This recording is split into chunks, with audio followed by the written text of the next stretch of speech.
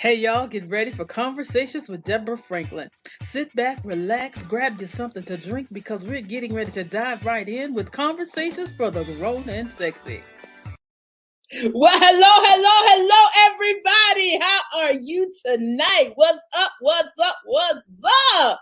Y'all, I'm so excited. Y'all know I say this all the time. Y'all, it's like every show I get excited about it because what we are talking about tonight is really near and dear to my heart. For those that are tuning in for the very first time, I am your host, Deborah Franklin. I am an author, a speaker, and a coach. And most of all, I help women tell their stories to develop them into multiple streams of income. Yes, I said it, to tell your story in your truth.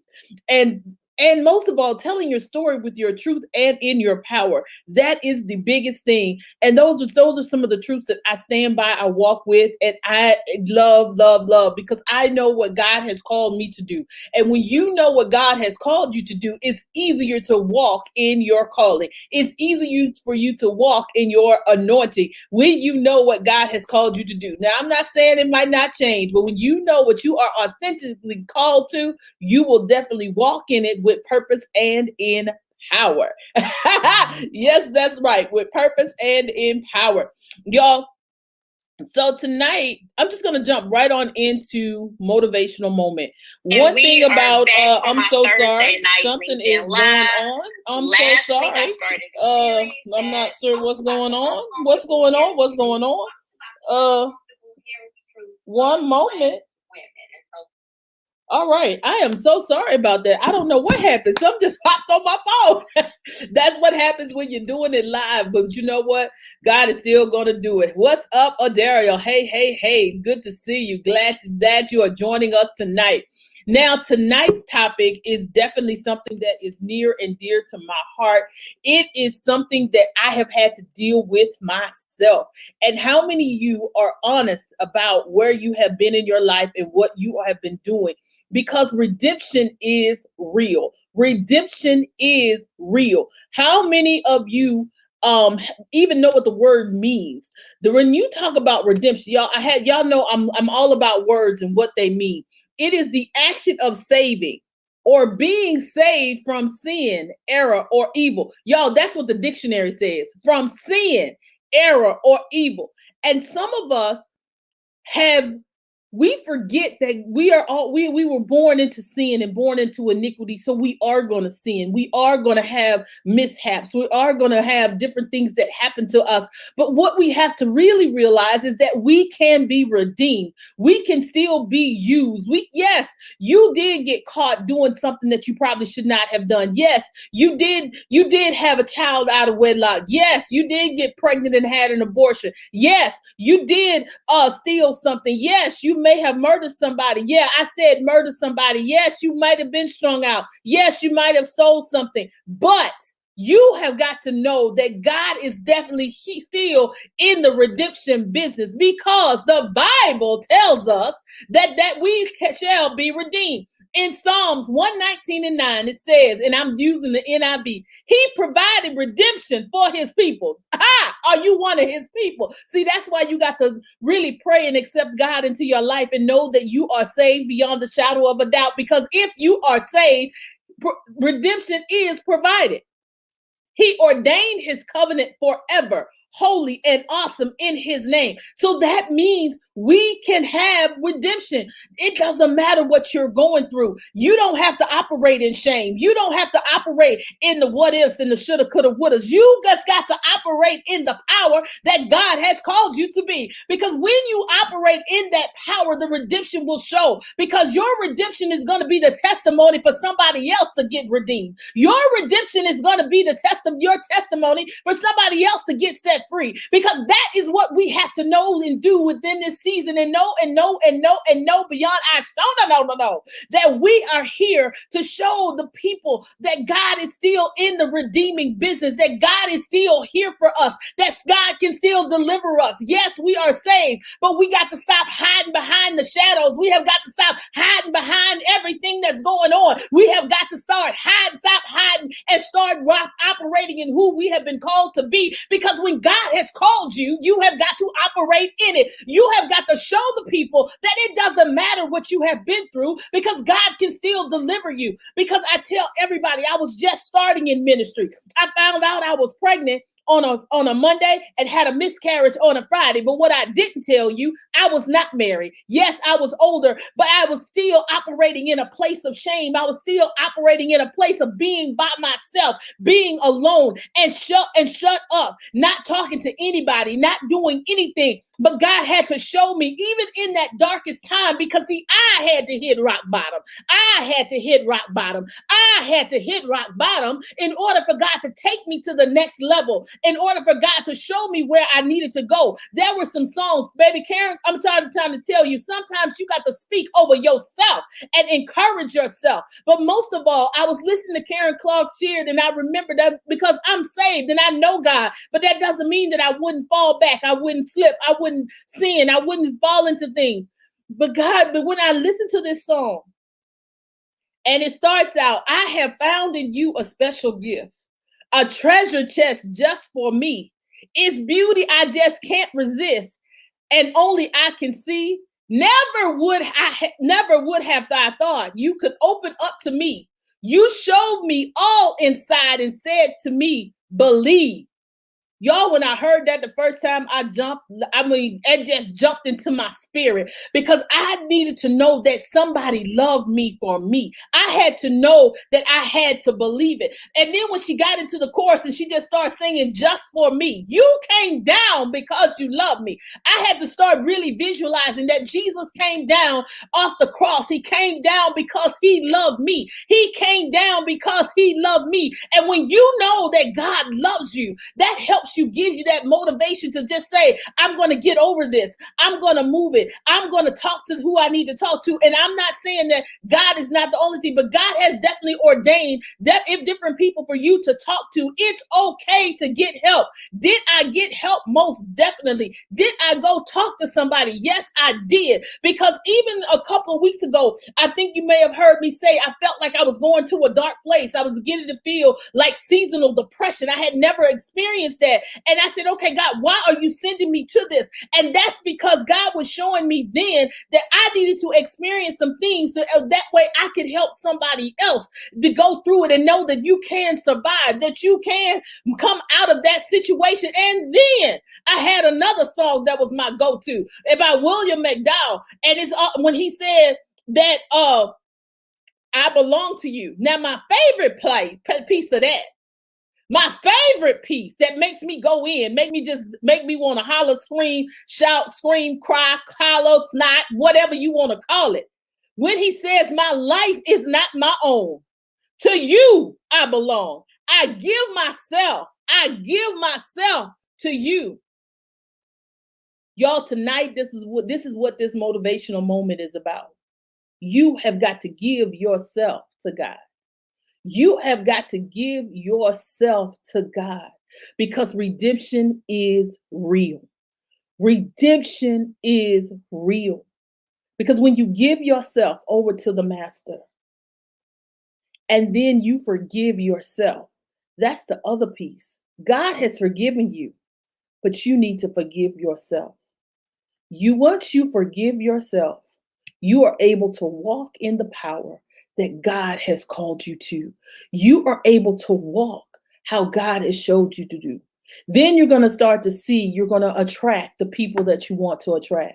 You're going to go to the next level that you're looking for, because this is your season of being great. We've been saying this, that the last shall be first and the first shall be last. God has created you to do something great.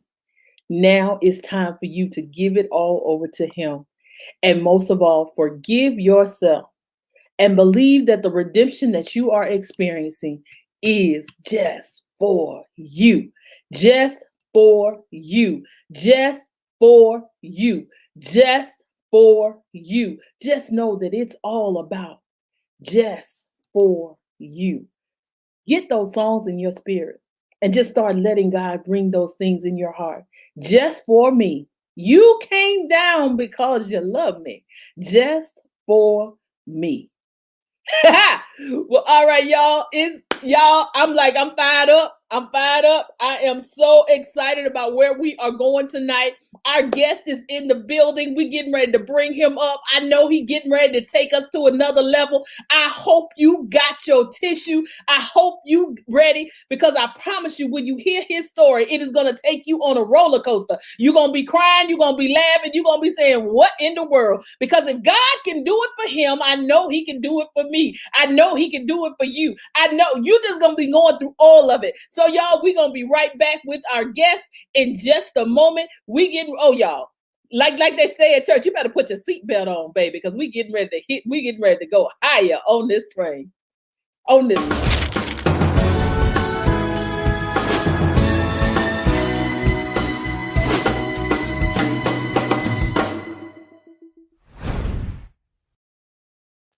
Well, hello, Mr. Dexter Powell. How are you?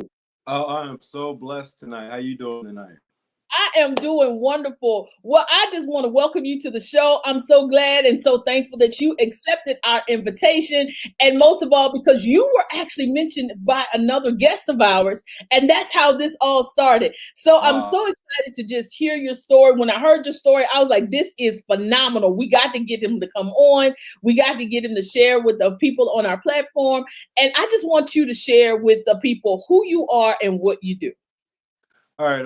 Well, my name is Dexter Powell Jr. and I'm an author, and I just became an author in November. And before that, I've gone through so much stuff. Really looking at a man who was once so broken and lost and hopeless, and someone who was locked up at 12 years old for making one bad decision as a young man, because I was always in trouble seeking attention, and I was overweight. And so that one decision at 12 years old spiraled me into the juvenile justice system, and it derailed 25 years of my life. And so by the time I was 18 years old, I was over 430 pounds and became addicted to crack cocaine. By the time I had a daughter on the way, by the time I was 22 years old, I was over 500 pounds. And by that time, my life was just a disaster. I mean, there was so much going on. I had already tried to commit suicide. I was addicted. I kept moving across the country trying to find myself, trying to escape the burdens of my past, but they were carried with me every place that I went. And really have just gone through so much. And over the course of the last 15 years since I've been in Michigan now, God has really just taken me on a complete journey. And at 23, I was diagnosed with stage 3 cancer. So in 2005, I had gastric bypass surgery. In 2005, I moved here and got married to my wife. And 9 months after that, I was diagnosed with stage 3 cancer. So it was like one thing after another, one thing after another. So it just released me into this world of sickness and trying to understand, like, why do I keep having to endure so much hardship? Every time I feel like I get this lease on life, I get faced with this another season of turmoil and dread. And so over the course of the last 10 years, I've dealt with so much addiction, from pills to crack cocaine. And so in 2017, I ended up hitting rock bottom from an addiction to crack cocaine and tried to take my life at that time. And so I ended up in a mental hospital for about 3 weeks. And it was during that time that the Lord began to speak to me and told me if I followed his voice, and that he would build me into the man that he called me to be for the world. And so really over the last 3 years, it's been a process of finding myself and finding my purpose, who I was for the world. And over 2020, I found that person, I found that man, and now I'm stepping into my purpose and calling. Oh my gosh. Oh my gosh. Your story is just like, it's almost like that story that you always hear it, but you like, I don't know nobody. I've heard this, but I don't know nobody. And now it's like you are here telling it. And I just want to jump right in, and I got to ask those obvious questions, because somebody is thinking it. How did you feel when you hit rock bottom? What were those emotions that you were going through? there was nothing left. There was I was, as a man, I was so broken because I was full of lies and deceit. And so I had to look at my wife every day, someone who has had my back, someone who is a woman of God who loves me and prays, for me season in and season out, just always being that rock, but having to face her, knowing that I was living a lie, knowing that I'm telling you that I'm doing one thing, but I'm in the dope house and I'm losing all of our things and I'm selling all of our things. And so rock bottom for me, it reached a point where my I was morally depleted. I had no more. My moral barometer was at a zero.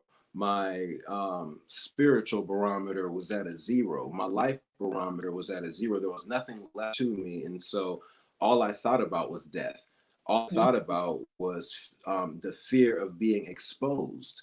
At the time, I was also in church, leading worship. I was, but as long as I showed up to church, nobody questioned me. Nobody questioned the fact that I was going to the dope house after I was leaving from singing praise and worship.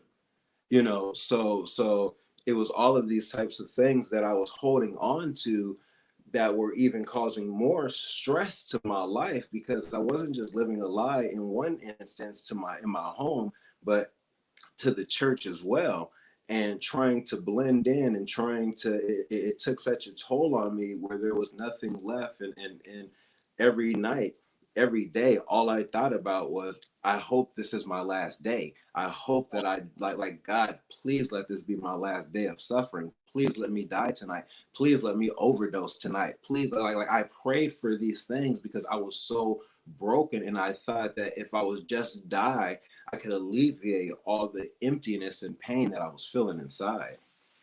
Yeah. So what was that turning point for you? Because as folk that's been in church, folks that serve, we serve, and we know how to serve with the mask on.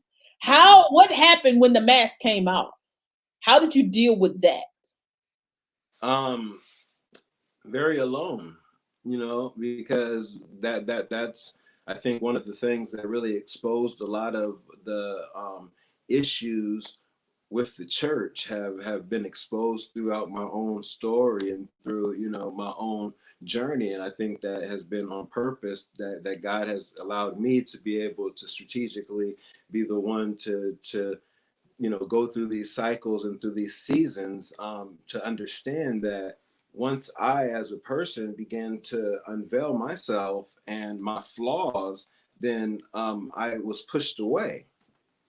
So instead of being built up and put into a system of recovery and restoration, within the church, I felt judged and ridiculed when that was the place that, was speaking of, the healing and turn your life around and deliverance. And so it went against everything, that was being taught to me at the time. And so it was a very lonely place to be in, because now it's like, okay, you're here at bottom, and you want help now that you're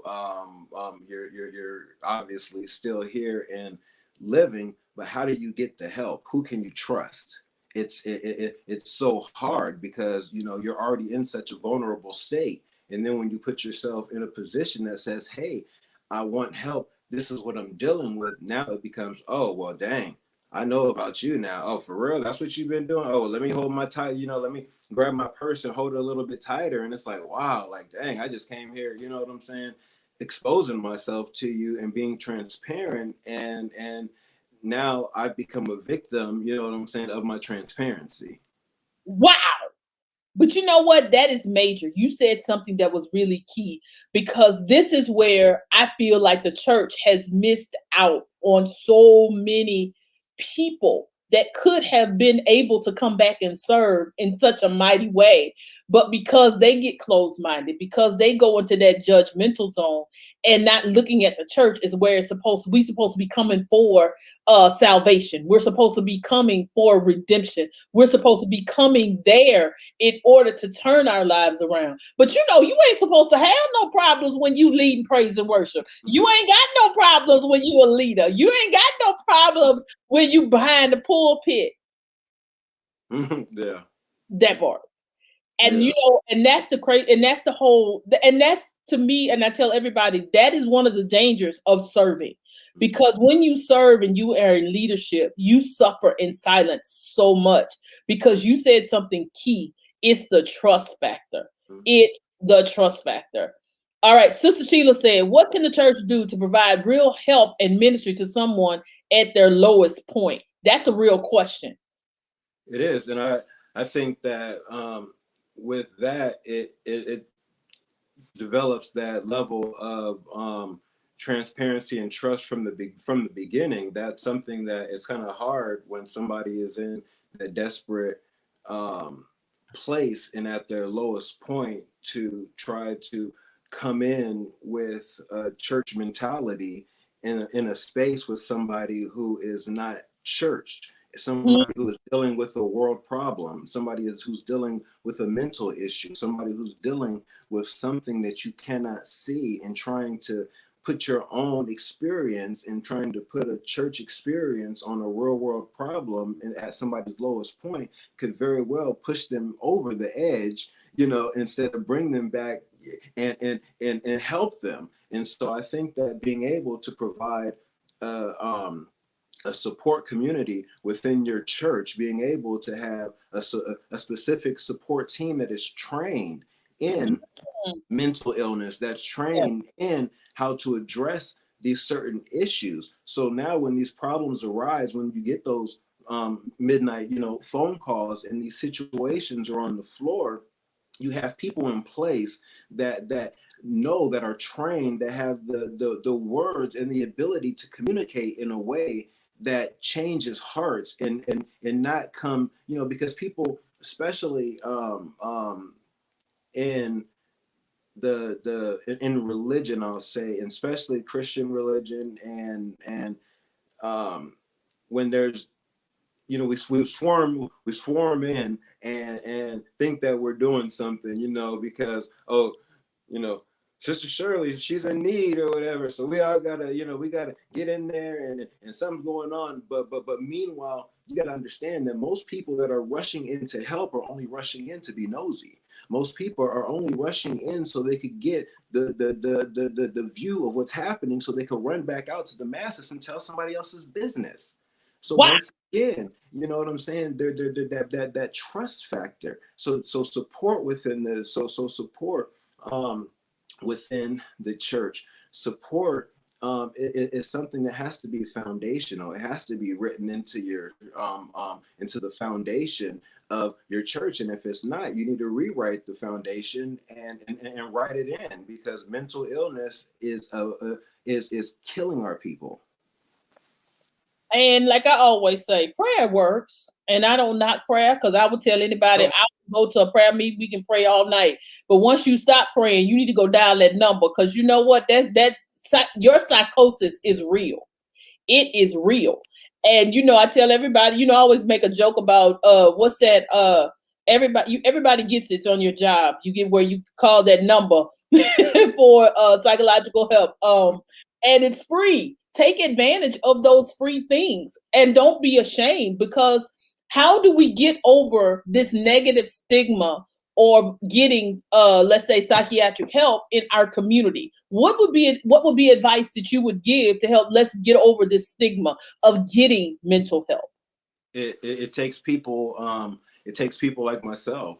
It takes people like myself that are willing to take a stand and say, hey, this has been my story. This has been something that I've dealt with since a young child, different phases of mental illness and mental battles and depression and ADHD and overeating and compulsion and drug addiction and suicide. So my whole story has been wrapped up in mental illness, and also knowing that having to get help, and when it was offered to me, but at the same time, the help that was offered to me a lot of the times, as a black male, and the way that I was treated very, very poorly.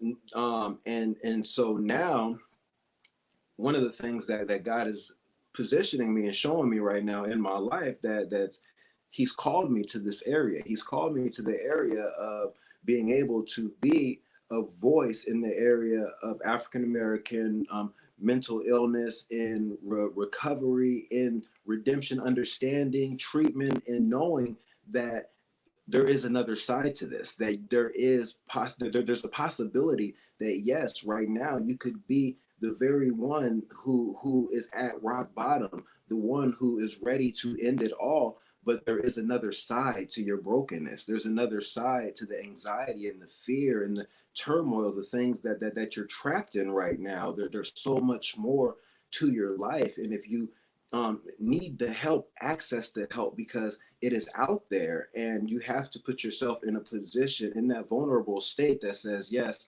um, I know I'm broken, and I know I don't feel right, and it's been going on for too long, and let me just talk to somebody. And it starts there. It just starts with that first step, saying, you know what, I'm going to just take the step. I'm going to take the step, and that's what I'm doing. I'm going to be the face of this. I'm going to, because God transformed my life to do it. So I have to take my stand. I have to be the one. I have to be the one to rise out of the ashes of defeat and declare and say, look, I would not be the one that was laughed at, picked on from the early childhood to 12th grade because I was the fattest kid in the school. You're not going to laugh at me, pick on me, have me crying year after year, addicted to crack cocaine, go through cancer and chemo and um, um, pill popping and crack smoking. And you're going to take me through all of these things and then save me from a suicide attempt.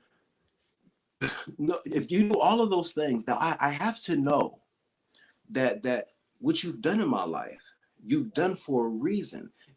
I've been a sacrificial lamb.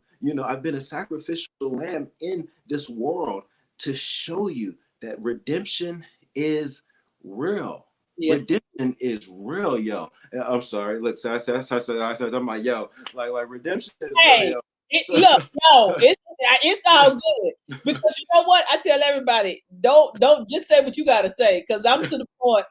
If you got to go into yo is good, because I was like, it took a long time before I knew what yo meant, but I'm good now, honey. I know what it meant.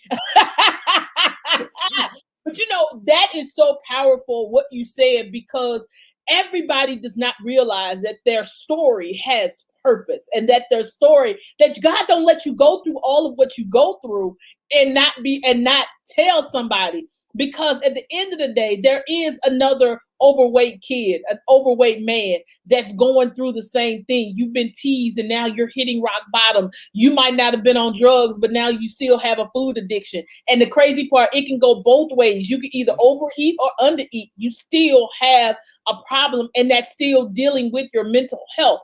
And I think this person. How does it feel to be on the other side of this journey? Well, that's the question that comes from my beautiful wife of 15 Okay, years. so pause. Miss Bree, I read the story and I heard it, and I started to cancel him and call you, because you who I really need to talk to. So I do, yeah, that was a very good segue into what do we do now that we get on the other side of the journey. How does that feel for you? Personally, for me, it's redemption at its best, because for so long I was just existing, and so you saw me here in the earth, but I wasn't here. I was checked out, and I wasn't here for my wife, mentally, spiritually, physically. I mean, I wasn't there for my daughter. I just wasn't present. And one thing that my wife has always said to me for year after year, every time I throw another rock bottom at her, like, babe, hey, yeah, I'm I'm smoking crack. Okay, babe, we're gonna get through this. There's another side. I'm like, what? Like, girl, like, I just said crack. You were like self-sabotaging and she wasn't like happy. That- like that. She's like, she's like, there's another side. She's like, there's another side to this, babe. And she would always tell me, there's another side, and I would like, oh, I can't see how to get to the other side of this window. And so now, over the course of 2020, really since February, that I've been really walking in this transformational journey. And to be on the side that I'm on now, it's life changing. It's destiny accelerating. It gives me life, and I'm able to live in a different realm of the spirit because God has transformed my spirit. He's made my spirit a reflection of His. So now my entire life has gotten smaller because, and when I say that is because the things that I used to be able to do with no issue. I mean, I'm a chef, and I love the grocery store, and I love going, shopping and stuff. And now it's like I go into the grocery store and I can't even shop. I can't even like my mind is on world matters. My mind is on things that I never studied for. God is, and he's put so much. I couldn't even pass an English class growing throughout school. So how am I an author now? How do I pen open letters that are so emotionally drawn? I can't explain this, but God has done a transformation, and it's because I've been able to make it to the other side. So if you ask me, the other side is amazing. And the thing about it is I haven't done anything yet. I haven't walked into none of the promises that God has showed me yet. This is only 361 days into this journey of faith. Monday will be 1 year that I've been walking in this journey of faith day by day. I could tell you what I've been doing for the full year as God has been transforming my life. And so I know that the other side of this is purpose. The other side of this is vision. The other side of this is seeing millions of people inspired and touched by the life that I have lived for so many years. And I had a bishop tell me, he said, this is the year of the word. This is the year of activation. This is the year that we are walking in our purpose. And last year to me was nothing but a setup for what God is getting ready for us this year. Last year was nothing but preparation because in that time of isolation, you had no other choice but to figure something out. I mean, it just is what it is. And then you killing me, Bree. You killing me. His rock bottoms always had a basement. I love it because when you hit rock bottom, the basement mean you still in the house, but you just out of sight and out of mind. So that you can still come up the stairs. See, I like that. See, that right there, preach all day long. And Monica said, I believe that. And then, yes, honey, I will be calling you. Trust me. Our idea for the show is I already had it. So just know that it's coming. And then Monica said, bring back for part 2. So that means we'll be having a part 2. But and it's and all that keeps coming into my mind is stand by your man. And it's like we talk about women that stay because the man is unfaithful, but we never talk about the women that stay because of psychological issue, not of psychosis. So how did that help? Well, how did that turn you around as a man? Because if you are doing all of that, technically you're not providing. So how did it feel to come out of that and now you are truly the provider? Now you are truly the king with your crown straightened, because your crown was not straight at that time. So does it feel to walk now as a king? Because I know that's the title of your book. So we definitely getting ready to talk about that. Yeah, so that's one of the things. It's so funny that you said that, because over the last, I would say probably like 6 to 7 months, one of the things that I've been feeling in my spirit is that the Lord has been transitioning me and like turning me into a king in real time, and I've been telling my wife, I'm like, babe, like look at this. I'm like, I'm transforming. Like, do you see me? Like, my speech is changing day by day. I'm evolving into something that we've never seen before. I'm like, babe, I'm a king. Like, I'm a real life king. Like, can you like are you for real? But one of the things that over the course of our marriage and going through everything is that no matter what was going on, no matter what I wasn't bringing to the table, one thing about Bree is she never emasculated me. She never made me, you know what I'm saying, feel unloved or unwanted or, you know, worthless, or even when I wasn't providing, even, you know, because one of the things for us, it was always that divorce wasn't an option. And Mm, so that was on the table. Like no matter what we go through, like divorce isn't an option. And so she, even though there was times, you know, where she said, you know, admittedly, like, "Whoo, brother, I don't know, man, like we getting close," but it was still there. Like, okay, you know, there's more to it, and I think that she has to be the one, even to you know, when she shares with you, to express more of that, you know what I'm saying, side of how, you know, she dealt. But you know, for me personally, I think that it was that she never made me feel, you know, worthless. And so for me, I'm going to spend the rest of my life making sure that everything, you know, that this woman here, she is going to be adorned with the finest of finest, because like the fact that now I can walk in purpose, then everything that the Lord has told me and showed me, then I'm in full expectation that He's going to provide, so that way I could be able to adorn my wife in the way that she has adorned me in the midst of my brokenness. I love it. I love it. I love it. I'm about to go get my Kleenex. Um, and you know that is amazing because you said something that was really key, and it's that what God has showed you about your purpose. And I say this all the time: when God shows you your purpose, when your purpose and destiny collide, your empire will rise because you have got to walk in all of that and accept it. And then just so you see and you feel the transformation, it's amazing. And because we see it, we hear it, and it wasn't my place to emasculate him. Even in his mess, I am still his helpmate. And that is Bible. And I feel like as women, um that's where a lot of us lose in the relationship when we start to emasculate the man. And I honestly, this is why I feel like we see a lot of men now that aren't men. I'm not saying that they're gay, but they just don't operate in the way I was taught a man is supposed to operate, because we have emasculated them in so many ways, and we forget to let them lead even when it's hard. So that part is major, and then definitely that's going to be the conversation between me and Brie. So I'm not going to even put that out there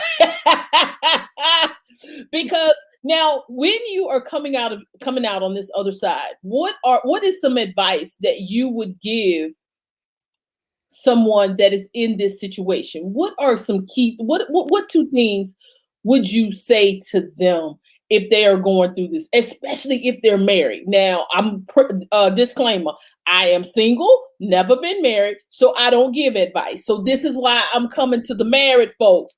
Talk to the married folks right now, because somebody that is married and they're going through this, they are trying to figure out, should I stay? Should I not stay? What do I do when it could be the wife or the husband that's acting cuckoo for cocoa puffs? What do I do or from a man's perspective, um, to save my marriage and to continue and believe in the redemption, because that is part of redemption, the way I see it. Mhm. You have to lay everything out. You have to put it all on the table. You have to be honest. You have to communicate that those feelings that you're holding on to. We in this season of wearing masks, you know, that's something that we do. We become, even before coronavirus, we've become perfection, and we perfected the art of wearing masks, you know. And so yeah, brutal honesty is key. And so no matter what, knowing that, okay, I'm going to be honest and I'm going to lay these things out on the table. Now these are the things, the possibilities that might happen. This may happen, but one of the things that happens in the middle of these possibilities is the truth. And so in the truth right there, you want the truth to play out, and you be able to heal knowing that you put it out there, you put your feelings out there, and you have to, even when it comes to your spouse, if there's something that you feel that your spouse is doing, if there's something that you feel your spouse is doing that's detrimental to your family, the more that you hold that in and you just take it to the heart, you're a part of the problem. Mm, You're not helping the situation. There's so many men that are holding on to things. They want to express themselves, but they feel that if I express this to my wife, then she's not going to understand. She's going to leave me. She's going to she's gonna hate me. She's like all of these different emotions that are attached to honesty. So you say, okay, well, I'll just be silent. I'll just now keep my mouth shut, and I'll just keep going through motion after motion, anniversary after anniversary, with the same unhappiness until the kids graduate. And then, you just go through these cycles of life, and time gets away. You don't sleep in the same room, you mad at each other, you can't look at each other, you're just angry. But you have to communicate, and you have to get it out of yourself, because holding on to those emotions will eat you alive, and it will destroy your marriage. wow. Wow and wow. And and I think the key thing, no, I know the key thing that you said was honesty and communication. And if I'm not mistaken, those are some of the key things that are detrimental to any type of relationship. Um, Also, accountability. Once Dex really hit the real rock bottom, he had to become accountable to me in ways he never was before. I'm Oh throwing yeah. it over to you. Yeah. So so in that, yeah, talking about like finances and my phone, like I mean, just for real, just stuff that I wasn't like I didn't want the iPhone, for the longest time, because one day she was like, "Oh baby, we need to get you an iPhone, then that way I could put Find My Phone on your phone." And I was like, "Oh, I'm definitely not getting the iPhone. I'm an Android man for life. Like I'm not getting the iPhone if you want to track my phone. Like, you want to track my location. You don't need to know I'm at the dope house, girl." I so, love it. I love so, it. The key to my salvation was find my phone. so, like, I like she. love it. I love it. I love it. I love it. Because you know what? Accountability is real. And Mhm. we have to learn to be accountable to the people that are in our lives and the people that we are loving on. And this is like such an amazing story. And I just don't even know it's just so I appreciate the honesty and the transparency that you guys are giving us tonight. Now, we about to run out of time, but I do want you to share about your book, the book that just came out. We're going to make the link available in the comments. And then, once we sign off, you can go back in and put the link so people can get the book. So go ahead and share with us about your book. This is my book here. It's Young King, Take Your Stand. And this book here, like I said, I wrote this book in February of 2020, and God told me to write this book specifically to the hearts of the young kings. And so with Young King, Take Your Stand, like I said, I shared earlier that it talks about me getting locked up at 12 years old and the journey that followed from that one decision. And so I really am pushing right now to get Young King Take Your Stand in schools and juvenile detention facilities across the nation at no profit to me, because I wrote this message off years of pain and suffering of my own life, and I really want to get the message out there into the hands of as many people as God is calling me to impact. And so you can purchase the book from me directly at my website at youngkingbook.com. And like I said, the book is $15 and $5 for shipping. You spend Oh, more that's for amazing. you spend more for a couple. You spend more for. I went to we got a pizza and a salad and some chicken. It's like $35. I'm like, oh my. I'm like, that girl. I'm like, Yeah, this you like had to three spend two bucks. to get dinner. Two books Yeah, together. I'm like, look, but I'm thankful, that God has thank you, Bree, that God has blessed me to write this book. And the thing about it is, I wrote a whole nother book for a couple years called Finding Decks While Lost in the Layers. And I thought that was the book that I was going to be coming out with first, and God scrapped all of that, and He says, no, this is the one that needs to go out, and it's going to become mandatory reading in homes across America. And so Wow. I'm just I I'm just walking it out. I love it because that's a real mandate right there. That's real. Yeah. That's Yeah. real. That Yeah. is real. Now, one thing that I want us to share before we go, I want you to, if you could just give the young kings, what just one word of a word of encouragement, and then one thing that they can do to really become the king that they have been created to be. Yeah. So one thing that I would say is begin to focus on yourself and silence the voices of your friends, of people who are trying to stir you in the wrong direction into things that you know are not king-like behavior. And you want to make sure that every time that you encounter somebody, that they know that they've encountered a king. How do they know that they've encountered a king? Because they walk away feeling like they've encountered somebody of value, somebody that has the ability to empower them. And we do that by making our next, every decision that we make, making sure that it's our best decision, knowing that one decision can change the rest of our lives. I love it. I love it. I love it. So now tell everybody how they can find you if they want to contact you, if they want to book you, if they just want you to join them in your and help you on your journey. How can people find you? We can find me on social media, Facebook, as author Dexter Powell Jr. You can friend me on there. Instagram, I am Dex Powell, IAMDEXPOW. And I have another website, iamdexspeaks.com, that pretty much talks about my full journey over this last year, 2020, and how God has just really transformed my life. So many videos of content on there of just everything that He's been taking me on this journey of transformation. So thank you so much, Deborah, for inviting me. I really, really appreciate it. Oh, thank you, thank you, thank you. I definitely appreciate you coming on and sharing your story with us, y'all. It has. Oh, honey, Yeah, your oh yeah, she on is it. on it, baby. Yeah, that's my Mark is baby. on. There's the IG. Here is the Facebook. I'm loving it. I'm loving it. I'm loving it. And guys, it's been fun. It's been real. We have had an awesome time tonight. We are definitely going to be planning a part two.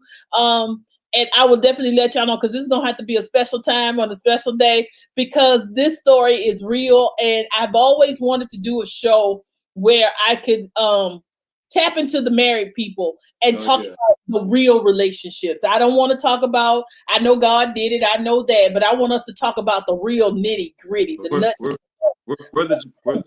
we're the most transparent that you'll get when it comes to marriage conversation. So we'll look forward to it. Yeah, because I was like, we talk about relationships so much, and you have so many people that are single that want to get married, but they're divorced because they don't want to put the work in. And I think that is a real conversation that we need to have. And it's like I have a lot of people that I could tap into, but I don't want it riddled in a certain way. I want us to be able to come on and have a real conversation Mhm. of what happened. And that will be so, so, so awesome. So I'm looking forward to that. Well, guys, it's been fun. It's been real. I love you to life. It ain't nothing you can do about it. Peace.